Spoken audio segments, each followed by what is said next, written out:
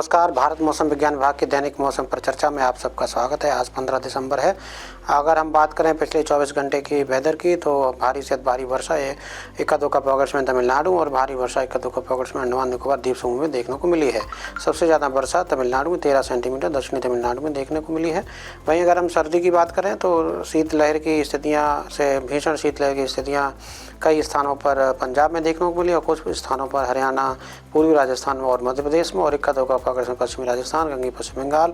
और वही शीतलहर की स्थितियाँ देखने को मिली इक्का दुक्का पॉकेट्स में उत्तर प्रदेश, विदर्भ, छत्तीसगढ़, बिहार, झारखंड, उड़ीसा में, खासतौर से इंटीरियर उड़ीसा में। अगर हम बात करें फॉग की, तो उड़ीसा, मेघालय और त्रिपुरा में इक्का दुक्का पॉकेट्स में डेंस फॉग देखने को मिला है। वहीं उड़ीसा की बात करें तो राउरकेला में 50 मीटर की विजिबिलिटी देखने को मिली, मेघालय बरापानी और त्रिपुरा अगरतला में 100 मीटर तक की विजिबिलिटी सुबह के टाइम पे देखने को मिली है।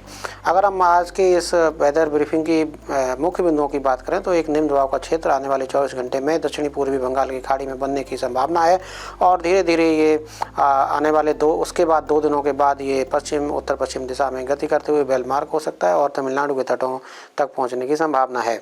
और दूसरा पॉइंट हमने रखा है कि जो शीतलहर की स्थितियाँ वो आने वाले 5 दिनों में उत्तर पश्चिम भारत में बनी रहने की संभावना है। वहीं मध्य भारत में आने वाले 3 दिनों तक ये स्थितियाँ बनी रह सकती हैं।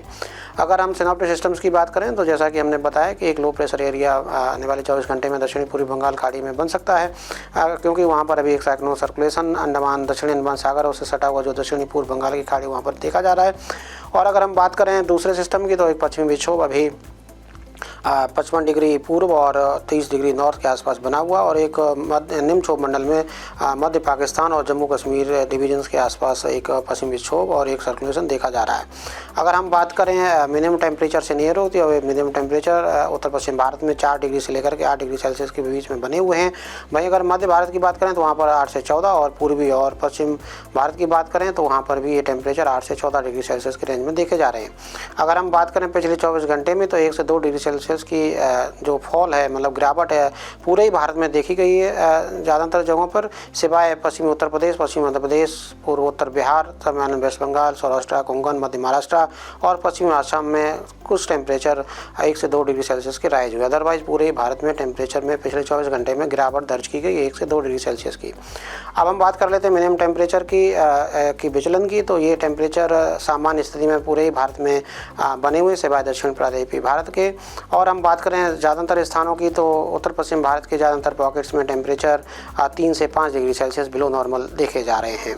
अगर हम बात करें आज के निम्न तापमान की, जैसा कि हमने सुबह भी बताया था, 1.3 डिग्री सेल्सियस आदमपुर पंजाब में इंडियन एयरफोर्स स्टेशन है वहाँ पर मैदानों में देखने को मिला है।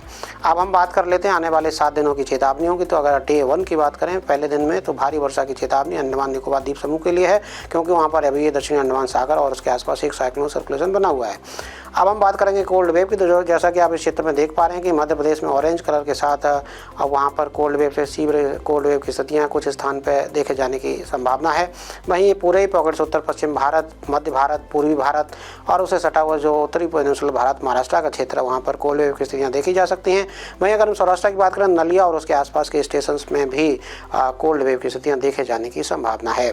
अगर घने कोहरे की बात करें तो कोई खास स्पेल अभी पूरे भारत में देखे जाने की संभावना नहीं है, परंतु पश्चिमी उत्तर प्रदेश और पूर्वी उत्तर प्रदेश के इक्का दुक्का पॉकेट्स में घना कोहरा कल रात्रि और सुबह देखा जाने की संभावना है। वहीं पूर्वोत्तर में मेघालय और नागालैंड, मणिपुर, मिजोरम, त्रिपुरा के क्षेत्र वहाँ पर घने कोहरे का स्पेल इक्का दुक्का पॉकेट जैसे बरापानी आदि, अगरतला और ये सब पॉकेट्स में देखे जाने की संभावना कल सुबह और आज रात्रि हो सकती है। अगर 16 तारीख की बात करें तो भारी वर्षा की चेतावनी कोई नहीं जारी की गई है, परंतु कोल्ड वेव की स्थितियाँ उत्तर पश्चिम भारत, मध्य भारत, महाराष्ट्र और उड़ीसा, इंटीरियर उड़ीसा के इक्का दुक्का पॉकेट्स में देखे जाने की संभावना रहेगी।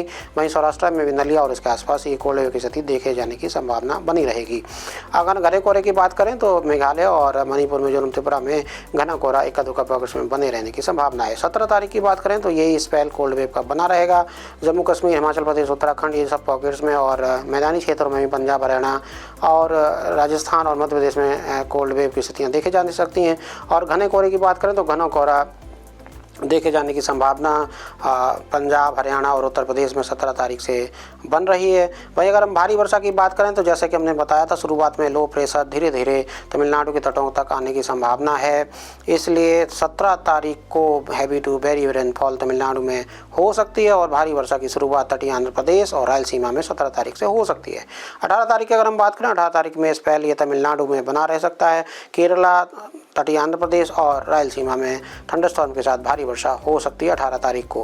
अगर कोल्ड वेव की बात करें तो 18 तारीख को जम्मू कश्मीर, हिमाचल प्रदेश, उत्तराखंड, पंजाब, हरियाणा और राजस्थान में कोल्ड वेव की स्थिति देखे जाने की संभावना, और यही स्पेल कोल्ड वेव का 19 तारीख को भी उत्तर पश्चिम भारत में, जैसा कि आप इस चित्र से देख पा रहे हैं, बना रहने की संभावना है।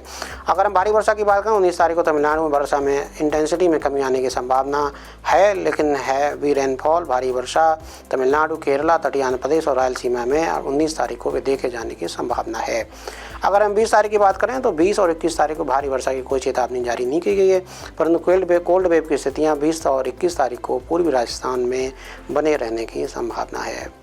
अगर हम फिशरमैन की बात करें तो आने वाले 2-3 दिन के लिए जैसा कि आप इस क्षेत्र में देख पा रहे हैं, आज दक्षिणी अंडमान सागर, दक्षिणी पूर्वी बंगाल की खाड़ी में आज और कल के लिए चेतावनी है। उसके बाद डे 3 में यानी तीसरे दिन में जो चेतावनी मुख्य रूप से दक्षिण पश्चिम बंगाल की खाड़ी, उससे सटा हुआ पश्चिम मध्य बंगाल की खाड़ी और दक्षिणी पूर्वी बंगाल की खाड़ी, जैसा कि आप चित्र में देख पा रहे हैं, होने की संभावना है। और तमिलनाडु तट के लिए भी 18 और 19 तारीख में चेतावनी जारी की गई। अभी के लिए बस इतना ही, कल फिर अपडेट देंगे, तब तक अपना ध्यान रखिए। नमस्कार, जय हिंद, जय भारत।